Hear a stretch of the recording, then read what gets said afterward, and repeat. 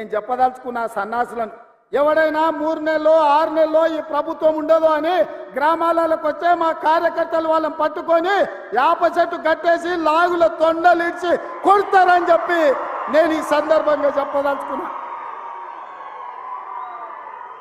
ఆ సన్నాసుడు అంటుండు ఎన్నికల కంటే ముందు రేవంత్ రెడ్డి పేరు చెప్తే 3 సీట్లు రాకపోతుండే అని.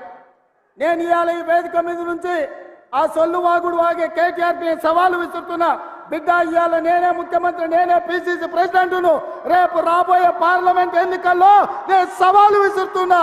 నీ చేతనైతే దమ్ముంటే నువ్వు మొగోడు అయితే ఈ తెలంగాణ రాష్ట్రంలో బిడ్డ ఒక్క సీటు గెలిచి చూపించు.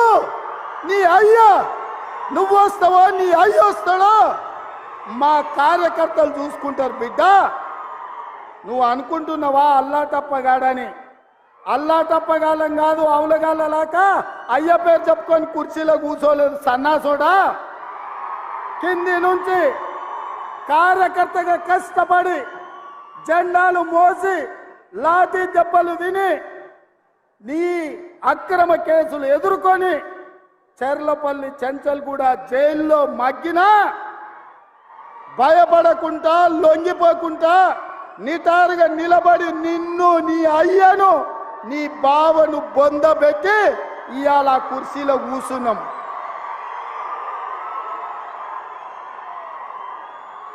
ఈ కుర్చీ ఇనాం కింద వచ్చింది కాదు, ఈ కుర్చీ అయ్య పేరు చెప్తే వచ్చింది కాదు బిడ్డ. నల్లమల్ల అడవి నుంచి తొక్కుకుంటూ వచ్చి నీలాగటో నెత్తి మీద కాలు పెట్టి తొక్కి ఆ కుర్చీలో కూర్చోబెట్టిండు మా కార్యకర్తలు. ఇవాళ కుర్చీ ఉందంటే అది మా కార్యకర్తల త్యాగం. ఇవాళ కుర్చీ ఉందంటే మా కార్యకర్తల పోరాటం.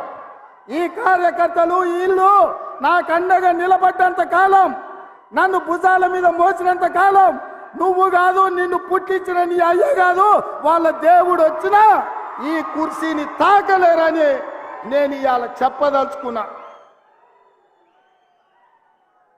ఇవాళ ఆయన మాట్లాడుతుండు మేము సోషల్ మీడియా ఉంటే మేము గెలిచేటోళ్ళమని.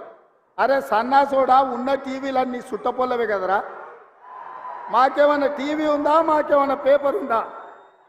మా అయ్య చూపించుకోవడానికి ఏమన్నా టీవీ ఇచ్చిండా? రాసుకోవడానికి ఏమన్నా పేపర్ ఇచ్చిండా? సొల్లువాగుడు వాగడానికి మాకేమన్నా మైకులు ఇచ్చిండా? సాయంత్రం పూట సేద తీయడానికి జూబ్లీహిల్స్లో సినిమా వాళ్ళ గెస్ట్ హౌస్లు ఏమన్నా మాకు ఇచ్చిండా? ఏమిచ్చిండా?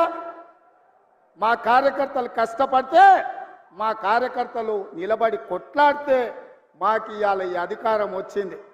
ఇవాళ నువ్వు చేసే తప్పుడు పనులు మా కార్యకర్తలు సోషల్ మీడియాలో పెట్టారు. మాకు ఆ ట్యూబ్ అక్కర్లేదు, ఈ ట్యూబ్ అక్కర్లేదు, ఏ ట్యూబ్ అక్కర్లేదు. బిడ్డ నీ ట్యూబ్ లైట్ వలగొట్టే బాధ్యత మాత్రం మేము తీసుకుంటాం. ఆయన చివరికి దివాలా చెడి యూట్యూబ్ ఛానల్ పెట్టుకుంటామంటుండు. అట్లనే కృష్ణానగర్లో ఏదైనా బ్రోకర్ దందా కూడా పెట్టుకో. అది ఇది 2 కలిస్తే బాగానే నడుస్తుంది నీ వ్యాపారం. ఇప్పటికి కూడా సిగ్గురాలే.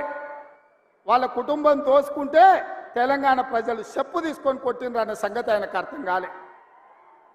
10 ఏళ్ళు అడవి పందుల్లాక చెరుకు తోట మీద పడి అడవి పందులు తిన్నట్టు మా వికారాబాద్ పరిగి తాండూరు ప్రాంతంలో పల్లి చేను వేసుకుంటే అడవి పందులు రాత్రిపూట చేను మీద పడితే ఆ పంట కాపాడుకోనికి మా రైతులు కరెంటు తీగలు పెట్టి కాపాడుకుంటారు. అట్లనే తెలంగాణ ప్రజలు అడవి పందుల్లాక తెలంగాణ మీరు తెగమెక్కుతుంటే కరెంటు వైర్లు పెట్టి మిమ్మల్ని కరెంటు తీగలకు బలిచ్చి ఇవాళ కాంగ్రెస్ పార్టీని అధికారంలోకి తీసుకొచ్చారు.